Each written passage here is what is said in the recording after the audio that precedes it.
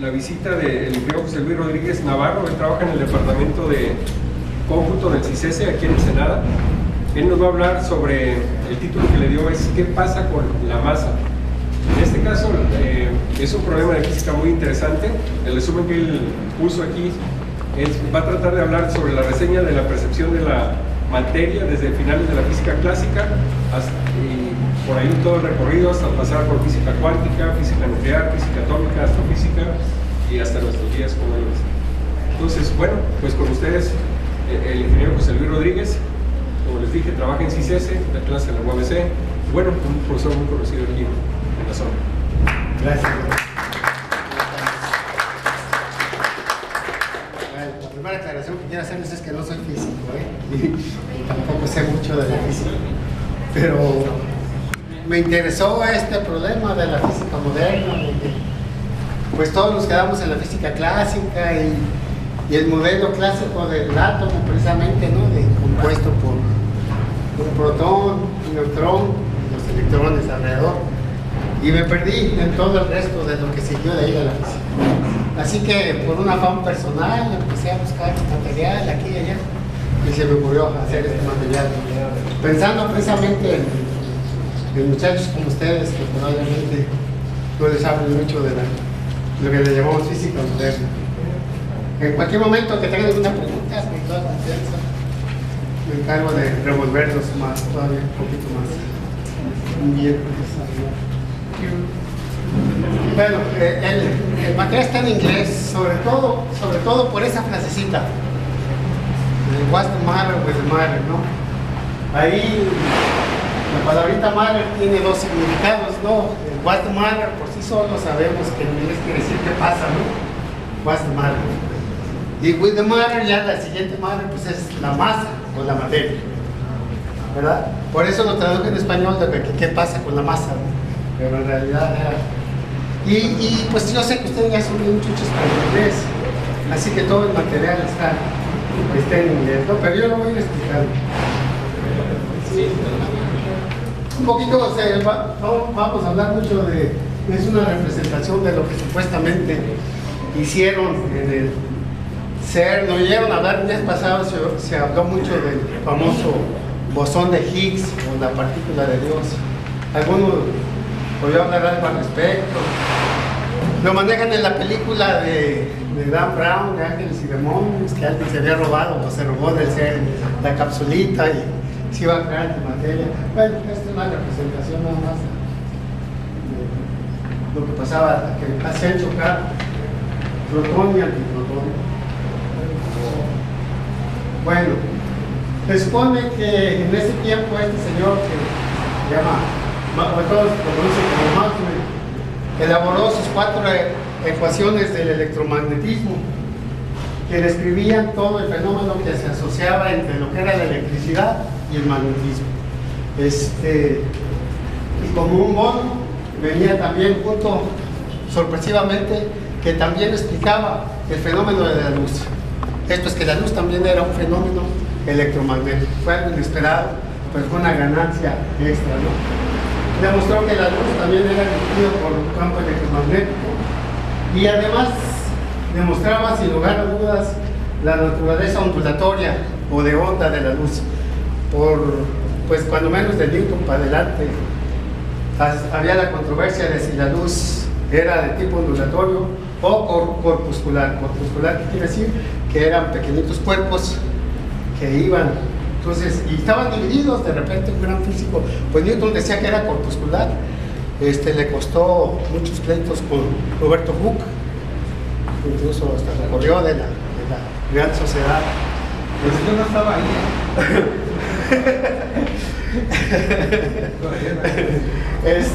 Bueno, entonces había esa controversia.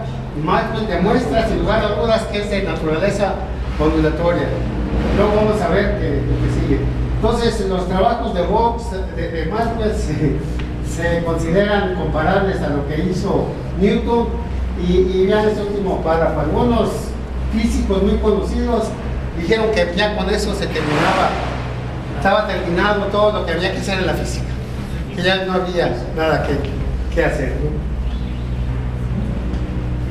Pero de vuelta, si nos situamos al final del siglo XIX, había lo que se conocen los 5 problemas sin resolver de la física clásica.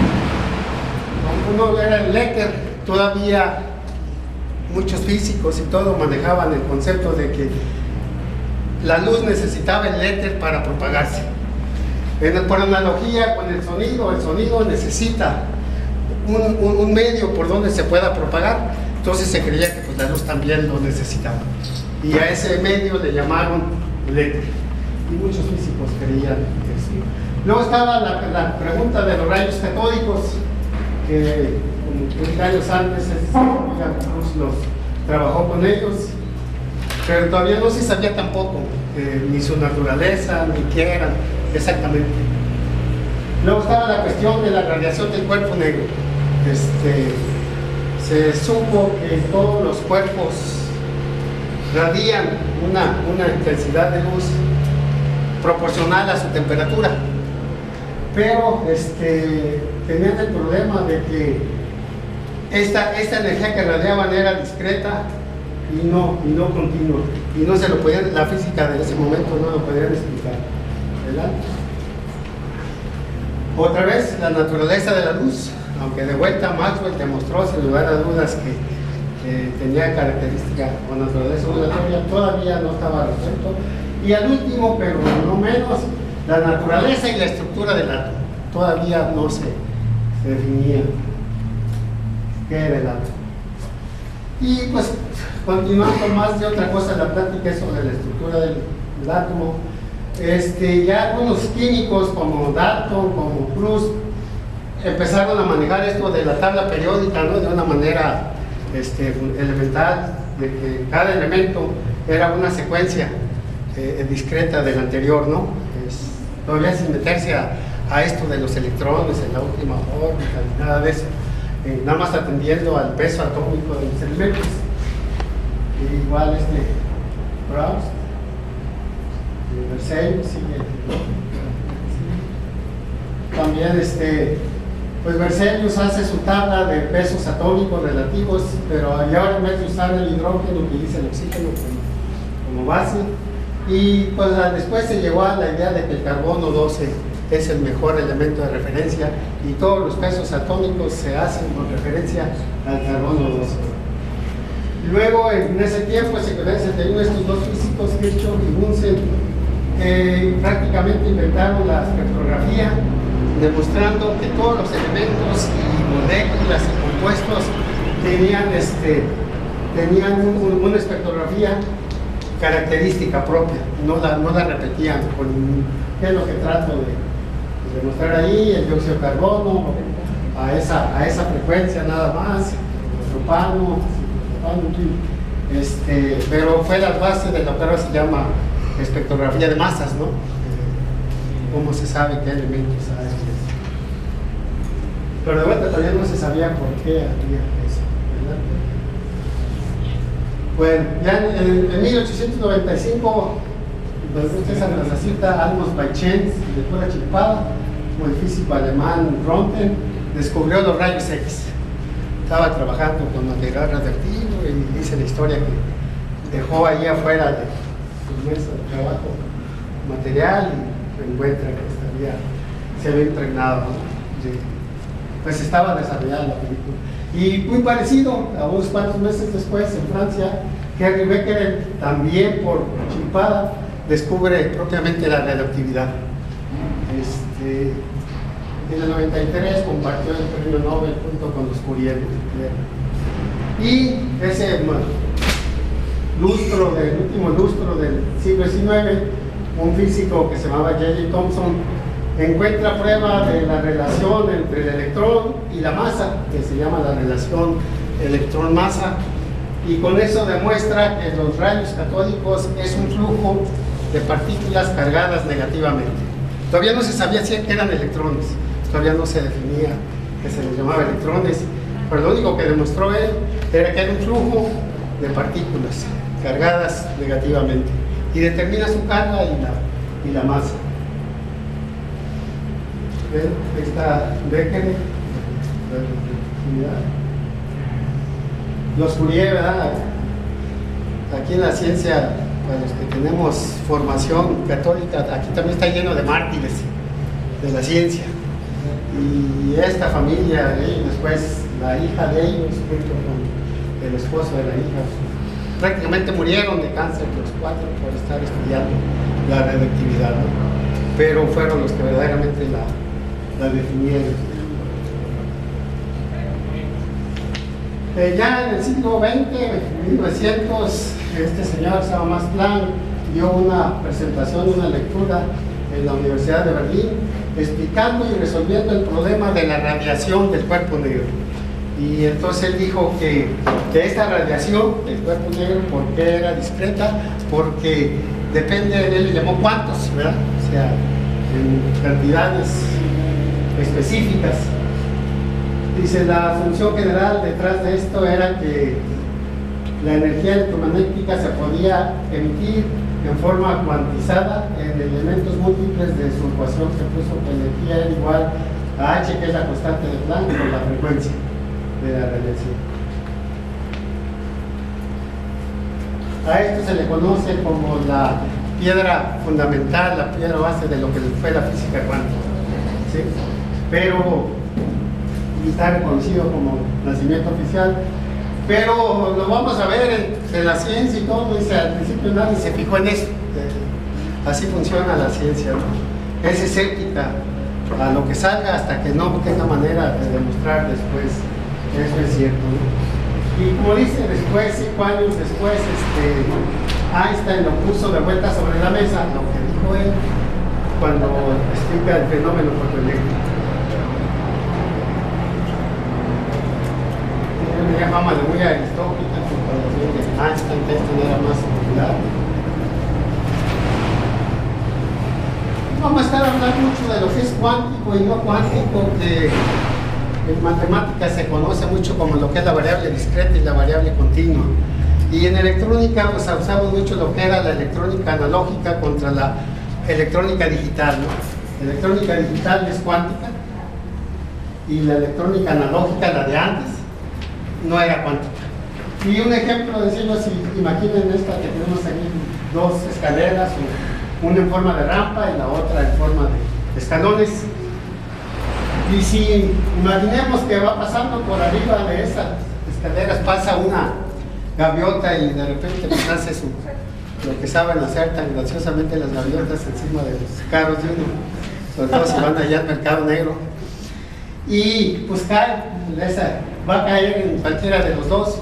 Y me piden por X causa, necesito saber a qué altura de esas dos partes cayó la gracia de la gaviota. Bueno, si cayó en las escaleras es cuántica, esto quiere decir que es discreta y podemos saber exactamente con precisión a qué altura cayó, ¿sí? Y si es acá, no vamos a poder saber. Es una variable continua y así a nivel de exactitud va a estar difícil saber la altura. Entonces, si más o menos se entiende la diferencia de lo que es cuántico y no cuántico. Cuántico quiere decir, es una cantidad exacta. Y entonces ya en pleno siglo XX, Einstein, tomando en consideración la teoría de Planck,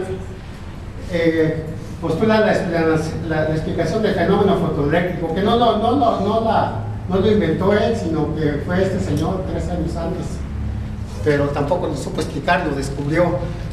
Si el fenómeno fotoeléctrico, ¿quién tiene idea? ¿Qué es? ¿De qué estamos hablando con el fenómeno fotoeléctrico? Nada por aquí, nada por allá. Pues el fenómeno fotoeléctrico es cuando un rayo de luz incide sobre una placa metálica y se genera electricidad, las famosas celdas fotovoltaicas que le llamamos hoy, ¿no? Esas que ponemos para obtener luz en base a la luz solar. Pero el fenómeno físico se llama fotoeléctrico. Pues foto de luz, porque incide un rayo de luz, ¿no? Entonces, Einstein propuso que esto fue causado por los cuantos de energía que venían en la luz, y él sí se le ocurrió llamarle fotones, y hasta la fecha todavía se les llama así, ¿verdad? Que es la luz, un haz de partículas llamadas fotones, pero que no tienen masa. No lo vamos a ver. Bueno, dice, con esto Einstein mete a la física a la teoría cuántica, que va a llevar más de 20 años para que verdaderamente se defina en totalidad. Y por cierto, él después no le gustó la idea de la teoría cuántica. Ese año, 1905, se le llamó el año milagroso para él, porque de ser un completo desconocido, sometió 4 artículos a la revista más famosa en el mundo de física que había por esos años, en Alemania, se llamaba Los Anales de la Física, y sometió estos 4 artículos. Y de ser un completo desconocido, pocas veces se da de ese fenómeno que se da con él, brincó a la fama, ¿no? Con esos 4 artículos, el más famoso pues fue este, pero en realidad fueron esos 4 artículos. Y si consideramos esos 5 primeros años del siglo XX con los 5 últimos del siglo XIX, pues podemos hablar de una década milagrosa por la cantidad de experimentos y de descubrimientos que se hicieron en la física. Habíamos hablado de los 5 problemas de la física. Bueno, en esos 10 años se resolvieron 4 de ellos. Este señor demostró que no había éter. Hizo mediciones de la luz. Creo que mandó luz a otro planeta, ¿verdad? ¿Cuánto te recuerdas? Richardson hizo un experimento para medir exactamente la velocidad de la luz y encontró que no necesitaba, que se podía propagar en el vacío, que no necesitaba, por lo tanto no había. Obviamente ya habíamos hablado de J.J. Thomson, que resolvió el problema de los rayos catódicos. Si voy muy recio o si hay preguntas otra vez. Listo, así ya surgieron las primeras. Ok. De vuelta, Planck resolvió el problema de la radiación de los cuerpos negros. Este señor descubre el fenómeno fotoeléctrico. Y Einstein con su teoría. Esto es interesante, o sea, describe por fin que la luz también era corpuscular, porque ¿qué era el fenómeno fotoeléctrico? Pues le pegaban cuerpos a la placa, y eso quiere decir que venían cuerpos en la luz, y los dos lados tenían la razón. La luz es un fenómeno ondulatorio, pero también es un fenómeno corpuscular, cumple con los dos problemas, y se acabó la divergencia entre si era ondulatorio o si era corpuscular. Bueno, pues ya de aquí pues ya nomás faltaba por volver a ver la naturaleza y la estructura del átomo. Los 4 problemas ya se habían resuelto, nada más quedaba esto. Y pues decían, no, pues al ratito nos echamos este platito y resolvemos el problema, ¿no? Bueno, pues no tan rápido. Es cierto que habían resuelto 4 de los problemas, pero ahora tenían unas nuevas. En esos 10 años surgieron otros problemitas sin explicar nuevos. Principalmente ahora había una cosa que se llama radioactividad y había que echarle todos los kilos para explicarla, para entenderla. Y luego ya se empezaban a como que sea caray, pues resulta que el átomo no puede ser un átomo después de todo. ¿Recuerdan qué quiere decir la palabra átomo?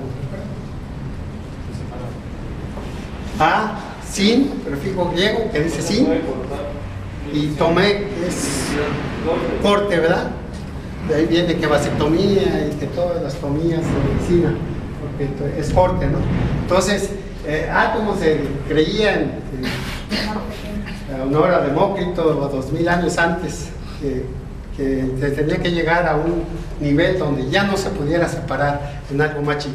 Por eso se le llamó átomo, y creían que se era.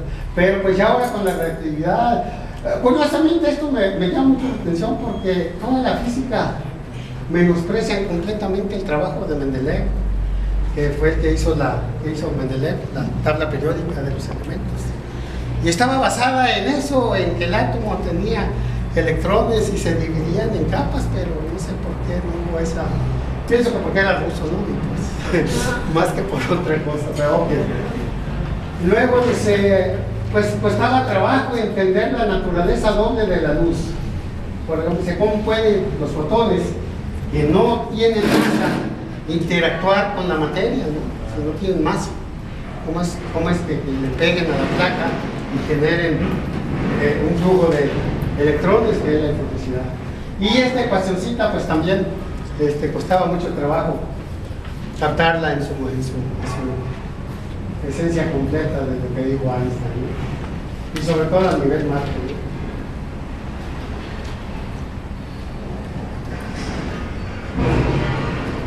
Bueno, entonces más o menos en este tiempo otro gigante de la física comenzó a atacar esta cuestión de la radioactividad y del átomo, y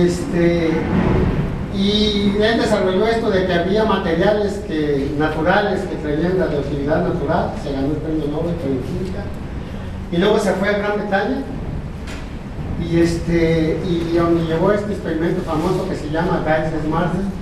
Es el apellido de sus dos ayudantes que tenía. Hasta la fecha, ahorita los aparatos para medir la radioactividad, no sé si recuerden, pero se llaman Geiger, ¿no? Miden la radioactividad. Y su experimento consistía en bombardear con partículas alfa o una lámina de oro y ver qué pasaba con esas partículas al llegar a un átomo de oro. Bueno, este es el famoso experimento Geiger-Martin. Entonces la idea de vuelta, él iba a emitir este haz de partículas alfa. Está una película de oro, y lo que suponían era que esas partículas alfa, si acaso nada más se iban a diseminar así en esa parte, muy parecido a lo que es de la difusión de la luz, y para su sorpresa vio que ya sabemos que las partículas alfa constan de protones y dos neutrones, y rebotaban en todas direcciones, en todos los sentidos. Había algunas que de plano rebotaban así a volver a pegar para acá, y pues se puso Rutherford a pensar pues por qué estaba pasando eso, pero eso le dio idea más o menos de cómo estaba el átomo por primera vez. Entonces, con la interpretación de ese experimento, lo dijo, bueno, pues entonces hay un núcleo positivamente cargado y hay electrones alrededor, que más o menos era el modelo correcto. Lo dedujo de ese experimento. Ya después se juntó con Niels Bohr, otro de los gigantes, y más o menos se daban idea de que tenía que haber neutrones. Neutrones, la diferencia entre los neutrones era que no tienen carga eléctrica, ¿verdad? Nada más tienen masa igual que el protón, pero no tienen carga eléctrica. Sin embargo, por la manera como rebotaban las partículas alfa, sospechó que tenía que haber esta otra, pero hasta después, ¿no? Lo vamos a ver, hasta el 32, esto es 10, 11 años después, se descubre propiamente los neutrones. Y luego Niels Bohr se avienta también la onda de que sí, está bien, hay electrones, pero orbitando en órbitas específicas alrededor del núcleo, ¿sí? También, no sé cómo fue que lo vio, pero estaba en lo correcto.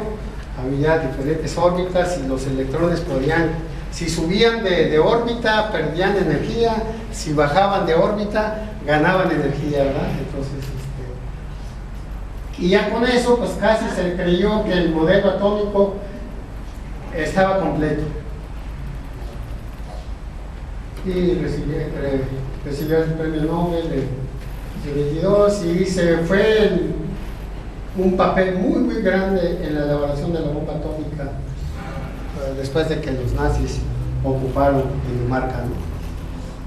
Pero no vamos a hablar de eso. Bueno, pues ahí están, yo no sé por qué está Einstein ahí tan cachondo, ahí no sé qué estaban viendo, pero pues ahí está junto con Niels Bohr, y quién sabe de qué estarían platicando, pero Einstein se ve muy divertido. Aquí tenemos a Rutherford.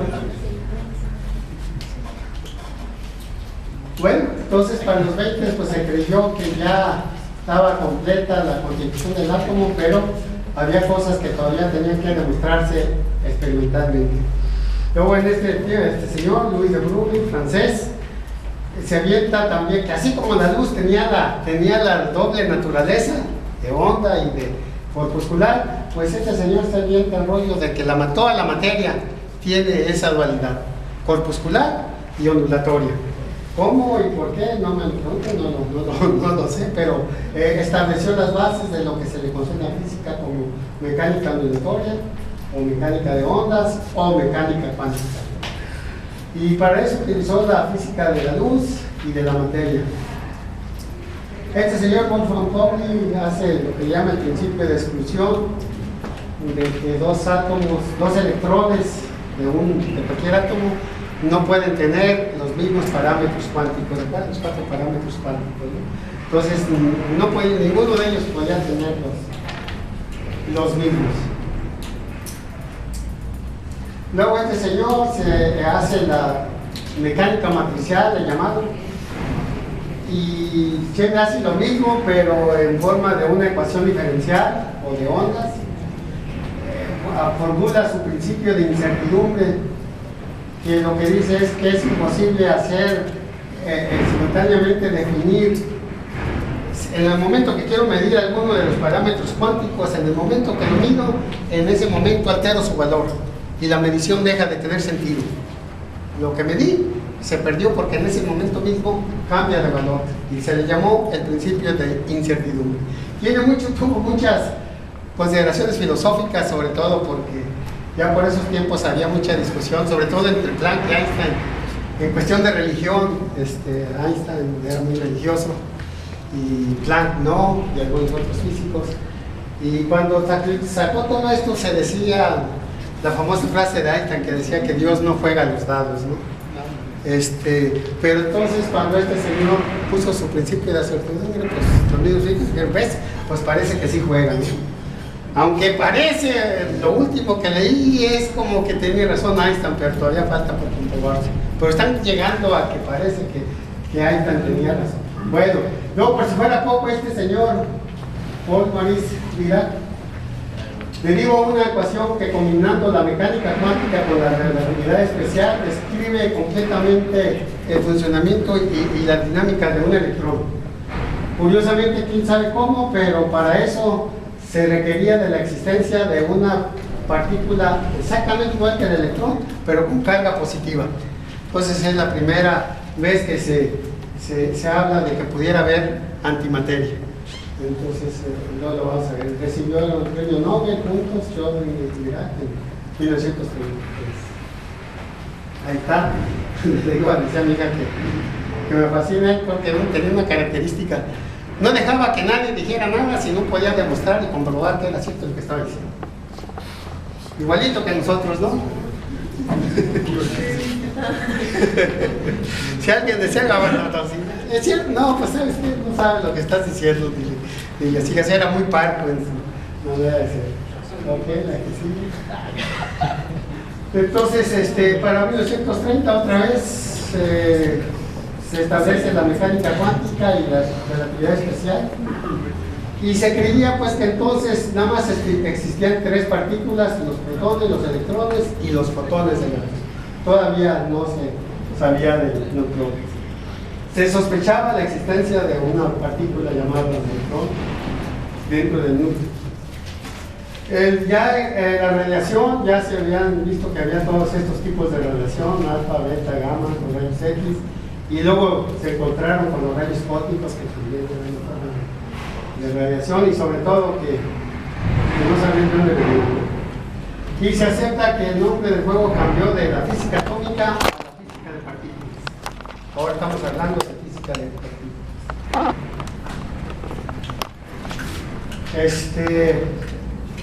Aquí también Bob sugiere un nuevo tipo de partícula porque en la radiación beta no les checaban las cuentas en cuanto a la masa en esa radiación, se llama radiación beta, que es cuando un neutrón emite radiación beta y se descompone en un protón, un electrón, y les faltaba un pedacito de masa que no un pedacito que les faltaba. Y bueno, entonces en el 31 le llamaron positrones a los antielectrones, porque eran carga positiva, igual de masa y todo que un electrón, pero su carga era positiva. Y luego esos positrones los descubre este señor de los rayos Hall, de la misma masa que el electrón, y que eran los positrones del... Luego este señor descubre el neutrón, comprobando pues ahora sí lo que se sospechaba. Y de vuelta, para las cuentas que no le salían de la radiación beta, Fermi se avienta que faltaba una nueva subpartícula que le llamó neutrino. Hasta suena así como italiano, ¿verdad? Neutrino. Entonces, no tenía carga, pero tenía masa, ¿no? Okay. Bueno, entonces ahora sí, ese fue el modelo que se estableció ahora sí del electrón, que repito, fue con el que me quedé yo en todo el siglo XX. El núcleo con protones y neutrones y las órbitas de los electrones alrededor, ¿no? Enrico Fermi. Y luego, sin querer, en el 37 se encontraron electrones con masa partículas con 200 veces la masa de un electrón, se llamaron muon. Y luego otro señor empezó a especular sobre las fuerzas nucleares. Las fuerzas nucleares eran las que necesitaban explicar, porque no había explicación por qué en el núcleo estaban juntos los protones, porque los protones, ambos, ¿qué pasa si juntamos dos cargas de la misma paridad? Se repelen, pues ahí resulta que no se repelían, ya estaban pegados, protón con protón. Entonces dijeron, debe de haber unas fuerzas nucleares que expliquen eso, ¿no?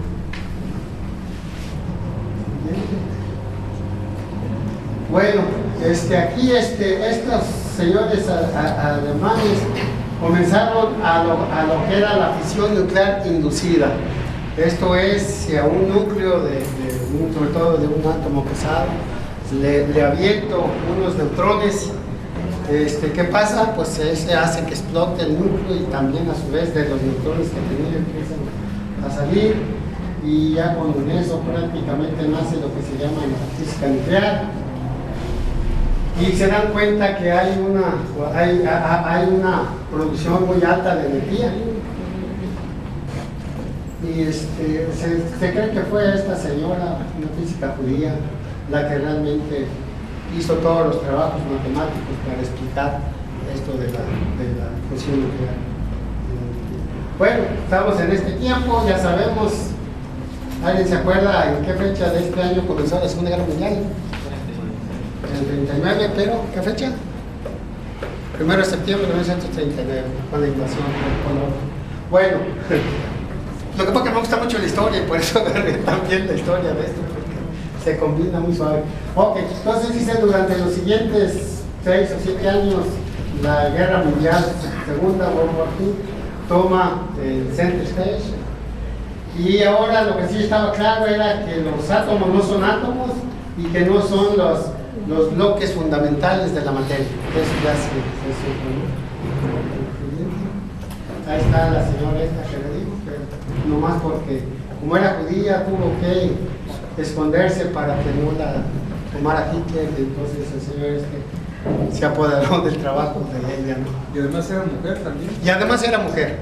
Que sucedió lo mismo con el ADN, fue una mujer la que descubrió la estructura, se llama Rose Franklin. Y el Crick y el otro se le fusilaron el trabajo. Sí. Ok. Bueno, aquí hay un paréntesis en el desarrollo científico, porque pues todo se centró en la construcción de la bomba atómica, en lo que se llamó el Proyecto Manhattan.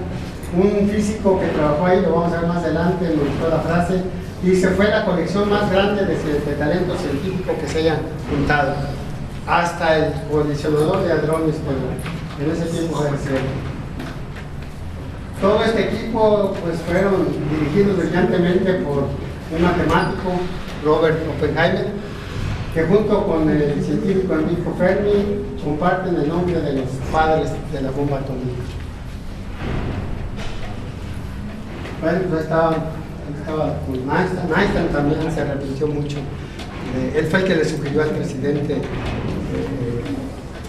Roosevelt que apoyara el proyecto Manhattan para la bomba atómica, pero después se arrepintió toda la vida. Dijo que la ciencia había quedado en deuda con la humanidad cuando vio los estragos. Bueno, pues una foto de así se le conoce, la nube hongo o el hongo de nube, como queramos, de la bomba atómica en Nagasaki, a una altura de 18 kilómetros. El proyecto se llamó FATME, ¿no? Bueno, ya pasó la Segunda Guerra Mundial, se calma las cosas, y durante las siguientes 2 décadas sucedió en la física lo que se le llamó la explosión de población de partículas. Se empezaron a encontrar partículas que eran un contento, muones, piones, cationes. De hecho, Enrico Fermi dice que a él le gustaba la biología, pero le caían gordos los nombrecitos que usaban mucho en la biología para describir los animalitos y todo eso. Y cuando vio esto dijo, no, pues mejor si hubiera estudiado biología, ¿no? Pero bueno, ya se tenían más de 100 partículas para este tiempo, y lo peor de todo era que en lugar de ayudarles a resolver las cuestiones de la fuerza nuclear, en realidad les planteaba nuevas preguntas, ¿sí? Que poco a poco se fueron enredando, y sí, con la energía nuclear empezaron a hacer las plantas de generación de energía nuclear y aplicación de isótopos en aplicaciones de medicina. Pero de nuevo, pero si queríamos explicar cómo estaba la constituida la materia, pues por eso me gusta el inglés. Miren qué bonito se dice así: "Here things took a turn for the worse". En español, porque dice que las cosas se pusieron de la patada, ¿verdad? Por no decir de otra manera, ¿verdad? Bueno, entonces con esta explosión de partículas, en lugar de ayudarles a los científicos a entender el átomo, pues los enredó más en aguas más profundas, y ahora ya tenían más de 200 partículas. Y luego dice, por si fuera poco, también los astrónomos empezaron a meterse al juego de ver cómo estaba la materia. Es un decir, porque todo el tiempo estuvieron en el juego, desde con Galileo, Newton. Pues Newton también hizo trabajos de astronomía y todo, pero en cuanto a explicar cómo estaba la materia, pues empezaron a ponerse a desarrollar teorías sobre el origen del universo, y pues se llegó a la conclusión que el modelo que más se creyó que era el adecuado para cómo se formó el universo era la teoría del Big Bang, pero pues también con nuevas preguntas y paradigmas que era difícil de explicar con el conocimiento que se tenía on the matter, ¿no? sobre la materia, en ambos sentidos, ¿no? Sobre la materia en cuanto a eso, y sobre la materia. Okay.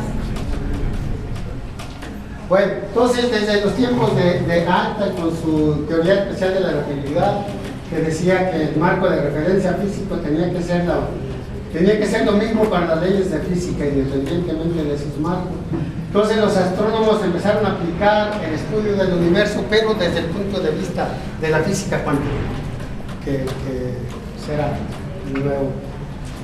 Y como dice aquí, esta es otra manera de estudiar el mundo físico de los astrónomos, porque realmente pues, los astrónomos no pueden realizar experimentos. Lo que pueden ver es observar el fenómeno y darle una explicación a ese fenómeno. Pero, y pues a veces esas explicaciones, me gusta mucho esta palabrita, me cuesta trabajo traducirla, hindsight, ¿no? Es como visión, como una idea que de repente se les prende, que esa es lo que hace falta aquí. Para esto, en el 17, Einstein había propuesto un modelo cosmológico estático, ¿no? Él decía que el universo ya pues estaba estático, y lo que sí quería era que, dado las leyes de la gravedad, se iba a implotar, en vez de explotar, sino a juntarse, ¿no? Porque la misma gravedad iba a juntar. Pero no estaba seguro, no sabía que ya para entonces los astrónomos ya habían visto evidencias de que era al revés, el universo se estaba expandiendo. él dijo que fue su Lander, metía de parte más grande. Y Hubble demostró que no nomás se estaba expandiendo, sino que la velocidad con la que se estaba expandiendo iba aumentando, se iba acelerando.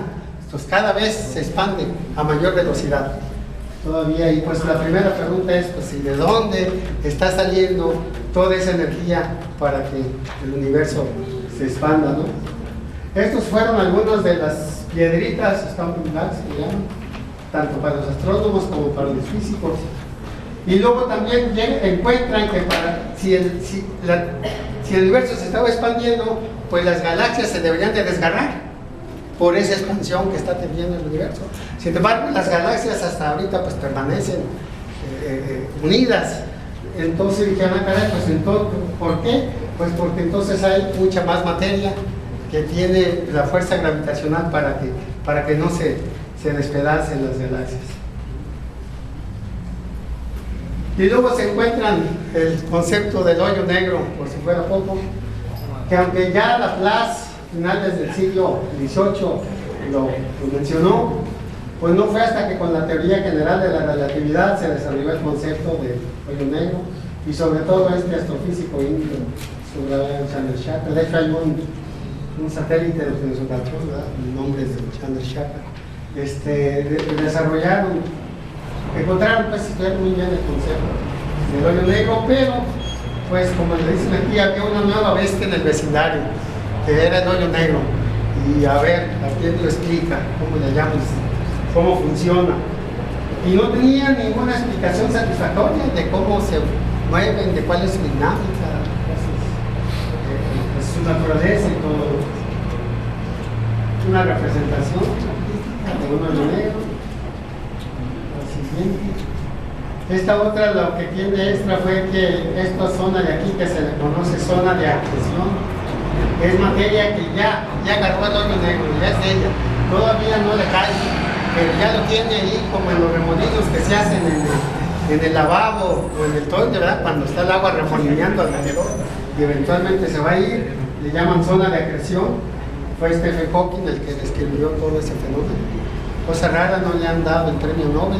No sé por qué, pero fue todo un gran descubrimiento ver qué pasa desde el momento que capta la fuerza gravitacional del hoyo negro, ¿no? Y se pueden pasar millones de años en lo que realmente llega a caerse al hoyo negro. ¿Qué pasa con todo esto y cómo cae ahí? Pues ya una vez que cae ahí ya no se sabe nada qué pasa con esa materia. Bueno, nosotros nos vamos a regresar a la selva, a la jungla de partículas. Por un lado, pues ya se empezaron a usar mucho los aceleradores de partículas alrededor del mundo. Y pues empezaron a preguntar cómo vamos a urbanizar esta jungla de partículas. Pero como buenos científicos, empezaron a encontrar propiedades, relaciones y patrones entre estas partículas y las empezaron a agrupar en categorías. Y empezaron a hablar de hadrones, mesones, bariones, leptones, todo eso. Pero pues que no pidan que se los explique porque no sé ni cómo, acá rato se me olvidan qué es un barión, qué es un leptón y todo eso. Pero la ventaja de vuelta que con esto es que lograron más o menos empezar a hacer sentido de más de esas de 250 partículas, ¿no? Las agruparon. Y ya para entonces ya se sabía más o menos que tanto el neutrón como el protón tenían una subestructura, esto es, que a su vez estaban constituidos de otras partículas más pequeñas, igual como lo que pasó con el átomo. Y entonces en el 64 estos dos, por separado, cada quien llegó por separado y le llamaron quarks, como subpartículas de los protones y los neutrones. Entonces dijeron, los neutrones y los protones constan cada uno de 3 quarks. Y como todos de vuelta, nadie los peló. Y sobre todo tenía unas propuestas muy radicales, porque decía que la explicación de los neutrones y protones eran triples, no triadas de quarks, ¿no? Y luego predicía una nueva partícula que se llamaba omega minus, otro quark, Y algo curioso, estos quarks, sus cargas eléctricas eran de 2/3 y de -1/3. Más raro todavía. Se sabía que el electrón era carga de 1 negativo, el protón de 1 positivo, pues los quarks no. También carga 2/3 positivo o -1/3 negativo. Y al principio este señor Jetman hablaba de 3 tipos de quarks, luego dijeron que eran 4 y finalmente ahorita hay 6. Y pues así se les llama el Up y el Down, Charm, el Strange y el Bottom y el Top. 6 quarks. Aquí está el señor, tiene 87 años y todavía trabaja como si tiene un instituto teórico, le llaman Theoretical Institute de Física en Nuevo México, y se dedica a hacer algo parecido a lo que hace aquí Arturo, ¿no? Invita a físicos y los trae a que den pláticas, y Somos igualitos. Sí, muy buena onda el señor. Hace poco tuve oportunidad de leer una entrevista que hicieron y al modo, ya que los periodistas son medios gachos, ¿no? Y le dice el periodista, pero señor Murray, ¿y qué pasa si encuentran que su teoría es equivocada? Sí, pues está equivocada, pues si encuentran que está equivocada, pues la física sí funciona, o sea, eventualmente viene otra teoría, pero el periodista pues estaba tratando de meterle cizaña. Muy bien, la que sigue. Estos dos señores, después ya Weisberg y Salam, proponen una teoría que unifica las interacciones electromagnéticas y la débil. A ver si luego tengo chance de hablar más de las 4 interacciones que se tienen: la electromagnética, la débil, la fuerte y la gravitacional. Son las 4 interacciones que existen hasta ahorita. Bueno, y entonces se especula sobre el famoso bosón de Higgs, que todavía no se vio observado, y bueno, para mí esto todavía no está ya observado, ahorita creo que ya lo observaron. Y se necesitaba porque era el que iba a explicar por qué tienen masa las partículas. Porque repito, no, el modelo que tenían no explica que hubiera masa. O sea, si no había masa, no había universo, no había partículas, no había nada. Ni nosotros, ¿verdad? Bueno, este señor confirma la teoría. Luego este señor desarrolla las bases matemáticas, otra vez, de la teoría de Weisberg y Salam. Y estos señores presentan la teoría de la interacción fuerte, que con un bosón. De vuelta, la interacción fuerte era la que decíamos que es la que mantiene juntos a los protones dentro del núcleo, ¿no? Y es la que hace que la fuerza eléctrica no los separe. Entonces se le llama la interacción fuerte o la fuerza fuerte. El concepto de interacción y fuerza está un poquito ahí entremezclado en el área de física, pero no es lo mismo, ¿eh? Una cosa es la interacción y otra cosa es la fuerza. Bueno, ahí están los señores, Weisberg y este es pakistani, pero su formación es indio, o sea, era cuando Pakistán pertenecía a la India, ¿no? Yo sigo teniendo raíces muy metidas con la India, ¿no? Ok. Esta es una calle del CERN, el CERN, ahorita vamos a ver un poquito más del CERN. Todas las calles son de grandes físicos del momento. No esperaron a que murieran para luego poner ya cuando les cuenta se da bueno, hay muertos y vivos que tienen esa característica. Le puso los nombres a las calles al CERN de físicos, muchos de todavía la entonces este señor Diego desarrolla un modelo para explicar todo que se le llamó el modelo estándar. De vuelta, es algo increíble, y unifica todas las partículas en unas cuantas, y después se viene una serie de experimentos para demostrar si estaba bien lo que el modelo estándar predecía, y incluso había algunas partículas que todavía no se habían encontrado, obviamente la de Higgs. También de los neutrinos se encontró que había 3 tipos de neutrinos, ya no era nada más uno, sino 3. y de muy baja masa. Originalmente incluso se creía que no tenían masa, pero encontraron que era de 3. En el 95 por fin encontraron el último quad, el TAP, con una masa enorme para términos relativísticos, una de las partículas más grandes de masa que puedan manejar, porque hay algunos bosones de más, pero son partículas virtuales, se llaman, porque su existencia es así mil millonésimas de un segundo, ¿no? Pero bueno, un poquito, todas las partículas, todo eso vinieron a quedar enmarcadas en esto de lo que es el modelo estándar, 6 watts, el up, el down, charge, stretch, el tap, el board. Luego estos que se llaman leptones, el electrón, el mu, el tau, con su correspondiente neutrino. Estos que son los bosones son las partículas que interactúan para la fuerza, ¿no? Por ejemplo, el fotón pues es el que interactúa con la fuerza electromagnética y la luz. El gluón es el que interactúa con la fuerza fuerte, y estos para la fuerza débil, ¿no? Y claro, aquí ya en esta lista aquí tiene que quedar ya el de Higgs. Dice, pues hasta ahorita el modelo estándar describe todos los experimentos, no ha habido contradicción, pero la pregunta permanece. Pero las preguntas que permanecen y que no tienen respuesta, bueno, aquí fue un poquito que si no se les hace familiar. Se pueden a resolver algunas partes de un modelo. Una vez que le encontraste la respuesta, pues ahora resulta que ahora tienes otras nuevas. Dice, así que a pesar del éxito enorme y innegable de la ciencia de la física durante el siglo XX, dice, empezando el siglo XXI, había todavía existen dilemas que parecen irresolubles, ¿no? Bueno, las preguntas que todavía permanecen hasta ahorita son: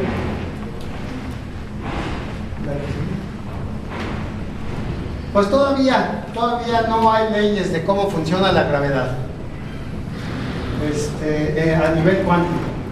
Entonces, la teoría de la relatividad de Einstein con la teoría cuántica no son compatibles. La teoría de la relatividad se usa para cuestiones del espacio, las grandes masas, las galaxias y todo eso, pero a nivel atómico, pues no se ha encontrado.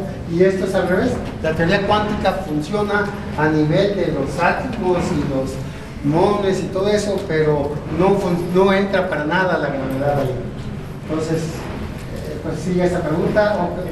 Falta por entender bien la dinámica de los hoyos negros, por qué se está expandiendo el universo, sobre todo acelerando.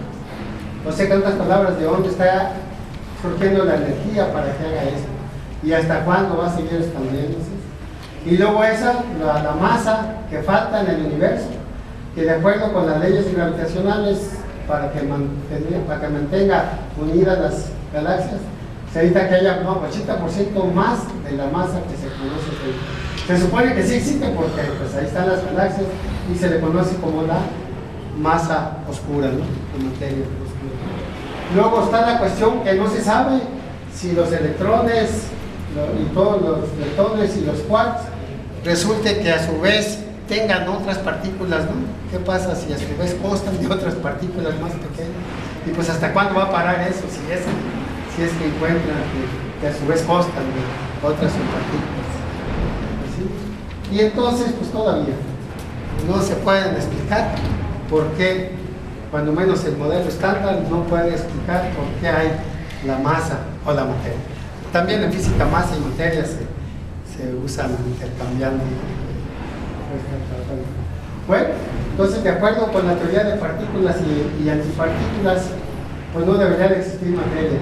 Esto es, la materia y la antimateria están en un ciclo permanente de generación y aniquilamiento, ¿no? O sea, se genera energía, esa energía se convierte en masa, esa masa se aniquila por la materia y antimateria, generando energía, luego otra vez, y así iba a estar. En teoría así iba a estar el universo.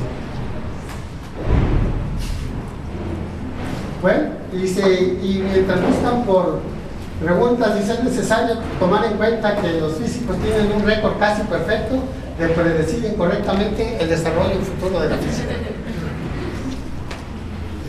Y no nada más los físicos, en la computación, ¿verdad? Todo está lleno de los expertos en computación que se equivocaron al predecir el futuro de la computación. De Internet, otra vez estaba hablando, leía, fue uno de los considerados padres de Internet, y pues él dijo que no, nunca se imaginaban que el Internet iba a llegar a lo que está ahorita. IBM no le quería entrar al negocio de las computadoras en los veintitantos, ya era IBM, pero no todavía en los 40 no le quería entrar al negocio de las computadoras, decía que no había negocio de computadoras. En los 80s, bueno, 70s, cuando salieron las PCs, tampoco le quería entrar a las PCs. Él vendía sus computadoras grandotas de 4 o 5 millones de dólares. Pues que le iban a dar interesar vender PCs de ese tiempo de $3,000. No le decía que no era negocio, pero pues no tomaba en cuenta que era más fácil vender 1 millón de PCs, con el cual ya tenían $3 millones, que una maquinota de $3 millones. Ya cuando se dio cuenta, entró tarde al mercado de los PCs y Bill Gates se lo ganó feamente, ¿no? Bueno, a lo que voy es desarrollar el futuro. No le crean, pues ahora sí que a nadie. No hay preguntas, ¿no? ¿Verdad? Bueno, lo que dice aquí, la naturaleza es más original que los pensadores más originales. Ella siempre va a sacar algo que no tenían en cuenta, ¿no? Pero lo que sí no tiene que haber duda es que los científicos van a seguir persistentemente y penosamente en la misma camino de encontrar maneras para encontrar las respuestas. Eso no hay duda. Se va a seguir. Hasta ahorita todas las esperanzas están en el CERN. Ya sabemos, CERN quiere decir Centro Europeo de la Investigación Nuclear, ¿no? En Génova, Suiza, donde el equipo más grande de científicos de más de 105 países, más de 5,000 físicos de 105 países trabajando en el gran colisionador de hadrones. Es el único lugar donde hay físicos judíos trabajando en conjunto con físicos palestinos. De ahí nomás se juntan para darse fregadazos, los judíos con tanques y los palestinos con pedraditas. ¿Sí? Pero ahí hay físicos palestinos trabajando juntos. Sí. ¿Y de la UNAM? El colisionador de hadrones, es un cubo de 27 kilómetros de longitud, donde por su mero centro, ahorita vamos a ver gráficas, hacen circular en sentido contrario un haz de protones con otro de antiprotones, y una vez que logran que alcancen casi la velocidad de la luz, casi la velocidad, así de 99.999% de la velocidad de luz, los colisionan y ven qué resulta, ¿no? Porque eso es lo que estaba pasando cuando se creó el universo. Un choque de partículas que era un contento, y lo que saliera de ahí, pues por eso se suponía que con lo que saliera de ahí les iba a explicar lo que pasó en el universo. Allá al fondo se pueden ver los Alpes suizos. Está en el lado de Francia, está junto en la frontera entre Suiza y Francia. La que sigue. Y hasta ahora el sentimiento es que a muy altas energías el juego de controlar de partículas ya no va a poder seguir, ¿no? En términos de las partículas cada vez más pequeñas. Hay una teoría alternativa, no sé si la han escuchado, se llama la teoría de los strings, o cuerdas, se llaman cuerdas. No se les puede explicar ahorita porque no tengo tiempo, además de que no la sé.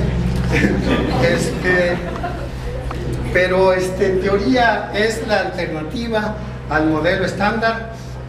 A los físicos no les gusta porque son desarrollados principalmente por matemáticos, necesitan matemáticas muy complicadas, y empieza a hablar de paralelos universos y de 11 dimensiones y de un chorro de cosas.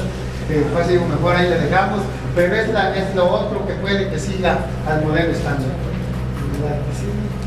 Entonces te cuento, ahorita el juego es chocar partículas, ¿no? Dice, desde que el hombre descendió de los árboles hace cerca de 2.500 años, qué lástima, se debería haber tardado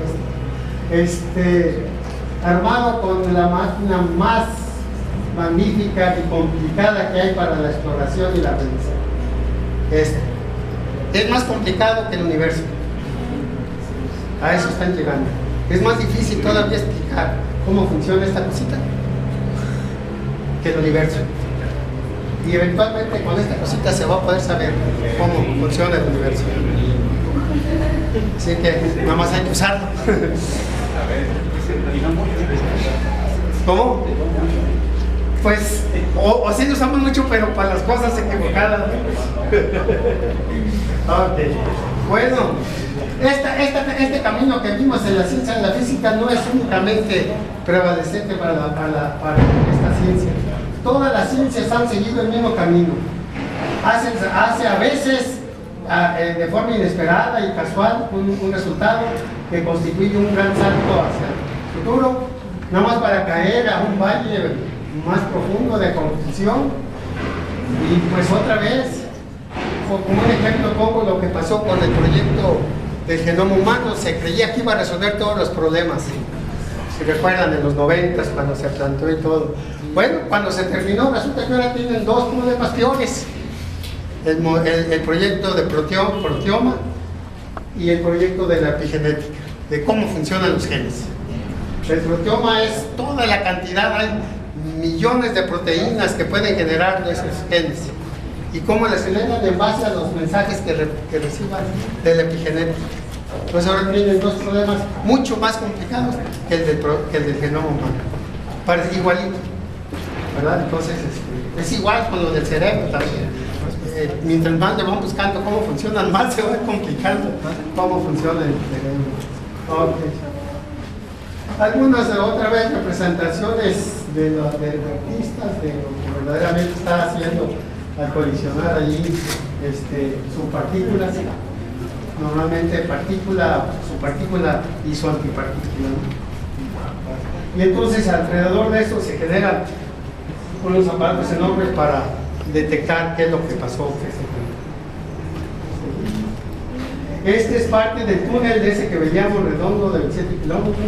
Son tubos y aquí podemos ver que a su vez en el interior consta de otros tubos concéntricos, hasta uno donde pues casi ni se puede ver porque pues es para que circulen por ahí los protones y pues ya sabrán el tamaño de los protones que tienen pues para verlos. Pero esta, si le seguimos, es la máquina más compleja que se ha construido por el ser humano en toda la historia de la humanidad. No se ha construido nunca una máquina más compleja y cara que esta. Nada más para descubrir el bosón de Higgs, ¿no? Nada más para eso. ¿Lo seguimos? Otro ejemplo, un detector, o sea, está lleno de detectores. Pues se llama el Atlas, que es una de estos detectoroides, Large Aparatus. Vean no. Este es el spokesperson que le llaman, el vocero. A ver si sí saben que de ahí salió el web, ¿no? El World Wide Web, de ahí salió, ¿verdad? Entonces salen otras cosas muy grandes de este tipo de cosas. No es nada más para lo de los hombres que seguimos. Pues se cuenta lo que ya hablábamos, los misterios que no están resueltos, por qué se está acelerando el universo, por qué no hay antimateria, la materia oscura, el origen de la masa. Otra vez ya habíamos visto esto al principio, la representación de los miles. Y repito, aquí muchas de las partículas que salen ahí tienen una vida de millonésimas ya. Bueno, ya prácticamente la seguimos. Vean el tamaño de la persona comparado con el aparato. Seguimos. Algunos de los aceleradores más grandes del mundo. No, aquí está de la República de China, que ya hizo un descubrimiento, es relativamente nuevo, y hay uno de India también, ya tiene también un acelerador, y se cree que estos dos países van a participar fuertemente en esto.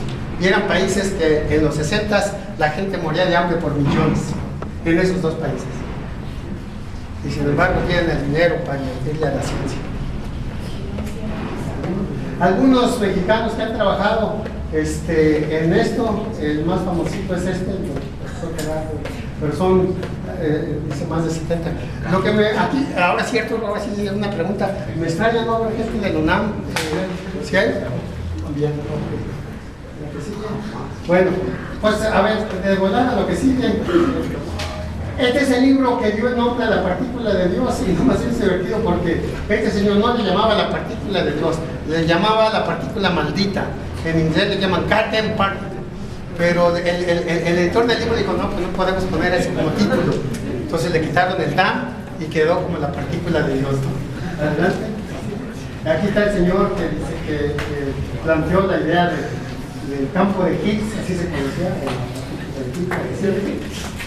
Hago una foto con él. Este es el 4 de julio del año pasado, cuando se dio Hubo físicos ahí que hicieron fila hasta 2 días para lograr entrar, no todos lograron entrar. Ese día, el 4 de julio del 2012, fue cuando se anunció oficialmente que creían que sí habían encontrado el bosón de Higgs. ¿Sí?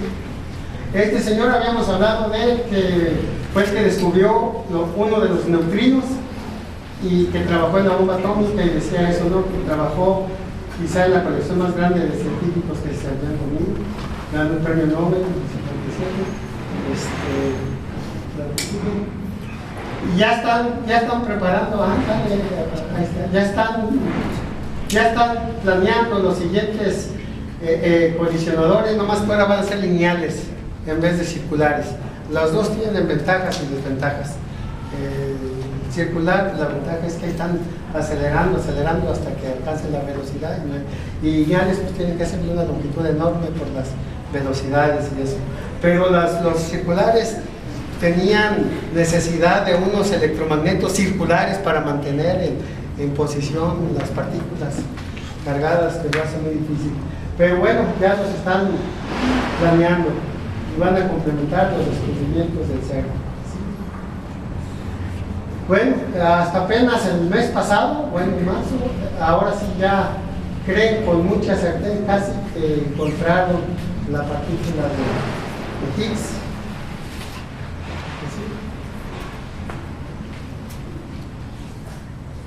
Se dividieron en 2 equipos, cada uno con varios miles de científicos, para tratar de, entre todos, encontraban los resultados. Y se cree que los neutrinos son ahorita la más posible explicación de la masa del universo. Aunque es diminuta su masa, es tanta la cantidad de neutrinos, dicen que en un segundo pasaron ahorita aquí por la mano miles de millones de neutrinos. Y no interactúan con la materia ni con nada, cuesta mucho trabajo detectarlos, pero es posible que sea la respuesta de la materia que falta. Pues ahora sí. Gracias.